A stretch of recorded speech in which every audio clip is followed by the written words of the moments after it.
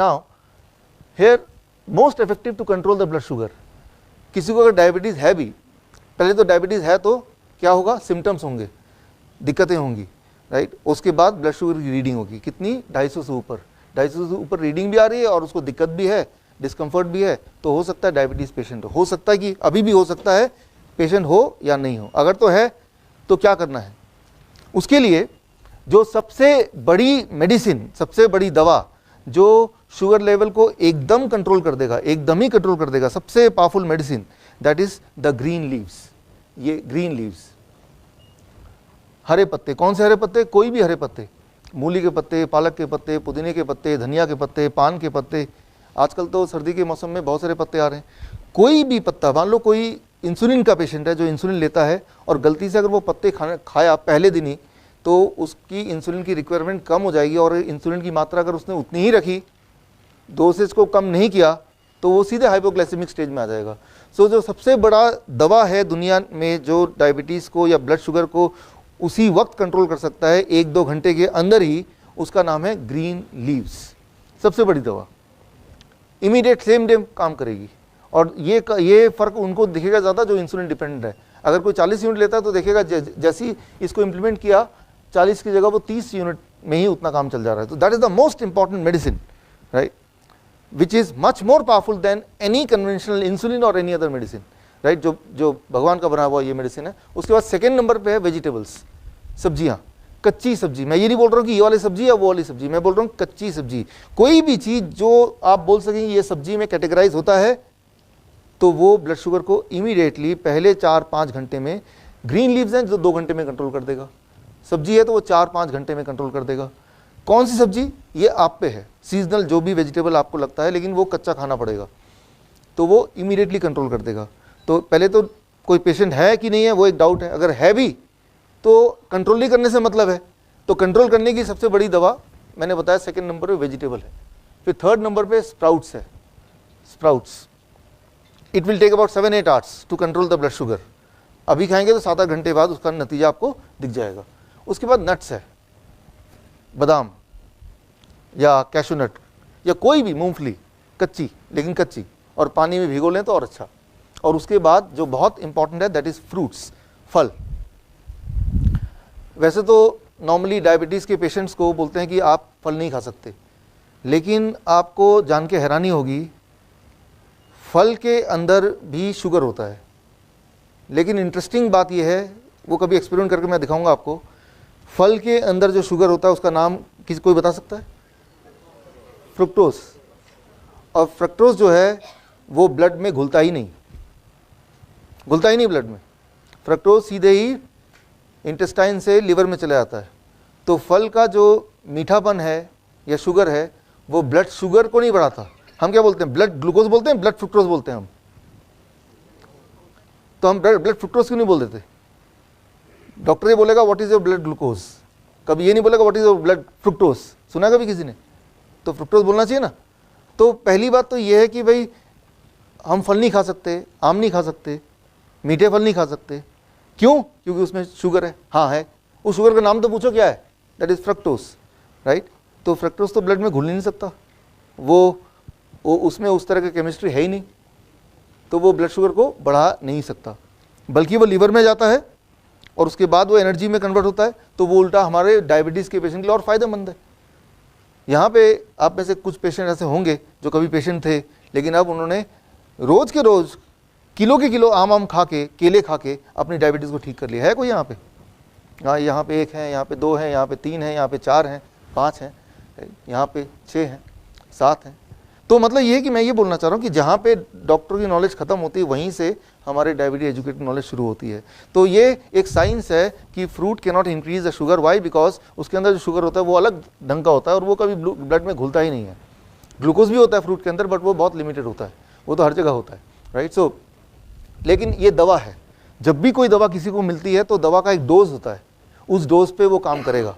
तो ये हमारी दवा है। तो ये कोई बोलेगा कि ये तो मैं भी खाता हूँ, रोज ही खाता हूँ, तो मैं डायबिटिक पेशेंट क्यों पिछले 20 साल से?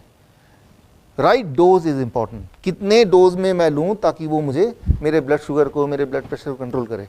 तो उसका फॉर्मूला मैं आपको बताता हूँ। The next slide, very important slide. हम नॉर्मली इसको बोलते हैं DIP डाइट। DIP डाइट क्यों बोलते हैं, ये जो हमारे डायबिटीज एजुकेटर्स हैं उन सबको तो ये पता है कि why it is called DIP diet. और जो मेरी ट्रेनिंग पहली बार देख रहे हैं वो कितने लोग हैं? ओके, ठीक है। तो DIP डाइट क्या है वो वाला पार्ट आपको एक्सप्लेन करने के लिए जब यहाँ से जाएंगे तो मेरे जो पिछले ट्रेनिंग की जो DVD है वो आपको यहाँ पे काउंटर में मिल जाएगा, वो लेते हुए जाइएगा, तो ताकि ये कनेक्शन बन जाए, थोड़ा सा मिसिंग लिंक है, राइट। लेकिन यहाँ पे कोई दिक्कत नहीं आएगी समझने में, बट DIP का हिस्ट्री क्या है वो समझने के लिए एक DVD है 3 घंटे की, वो यहाँ से लेते हुए जाएंगे, वो घर जाके देख लीजिए, तो that will serve the purpose. So this will work as a medicine, ये दवा की तरह काम करेगा जब आप इसको एक राइट डोज में लेंगे तब। तो राइट डोज कैसे डिसाइड करें, उसके फॉर्मूला क्या है, that is the next very important slide. This is the right dose. Vegetable तो लेना है कितना, आपके बॉडी का 1% बॉडी वेट का, राइट। तो जैसे कोई 100 किलो का है तो कितना किलो लेना पड़ेगा, 1 kg, राइट।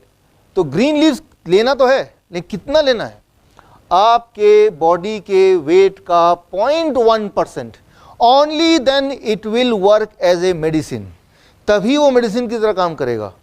तो मान लो कोई 100 किलो का आदमी है तो कितना वो ग्रीन लीव लेना पड़ेगा उसको, 100 ग्राम, मिनिमम 100 ग्राम, राइट।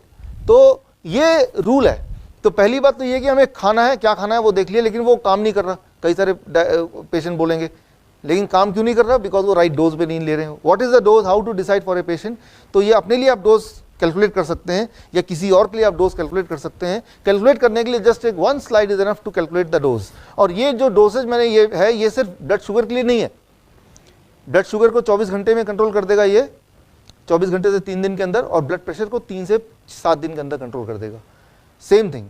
सो ब्लड प्रेशर का पेशेंट है तो उसको आपको ये वार्निंग देनी पड़ेगी कि अगर आप इसके मुताबिक चलेंगे तो 7 दिन में आपको ब्लड प्रेशर की दवाई को या तो टेपर करना पड़ेगा या छोड़ना पड़ेगा। वाई, बिकॉज अगर नहीं छोड़ेंगे तो वो क्या हो जाएगा, लो ब्लड प्रेशर का पेशेंट बन जाएगा, right. So it is so powerful that the warning is they have to either taper the medicine or they have to stop the medicine all together, right. So now अभी हम बात कर रहे हैं कि ऐसे कौन सी चीजें हैं जो एकदम दवा से भी ज्यादा स्ट्रांगली ब्लड शुगर को कंट्रोल कर सकते हैं, ब्लड प्रेशर को कंट्रोल कर सकते हैं बिना किसी नुकसान के, बल्कि आपके अंदर के बॉडी के रिपेयर करके। फॉर एग्जांपल,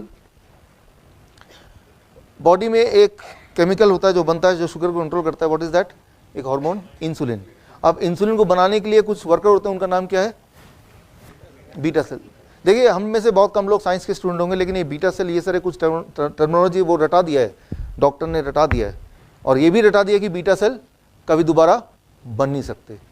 ज़रा सोचिए, बॉडी के सारे सेल्स दोबारा बनते हैं। ब्लड सेल हर 3-4 महीने में बनता है, स्किन के सेल बनते ही रहते हैं, हेयर बनता है, नाखून बनता है, ऐसा कोई सेल नहीं है ब्रेन के कुछ सेल को छोड़ के जो कि दोबारा नए नहीं बनते।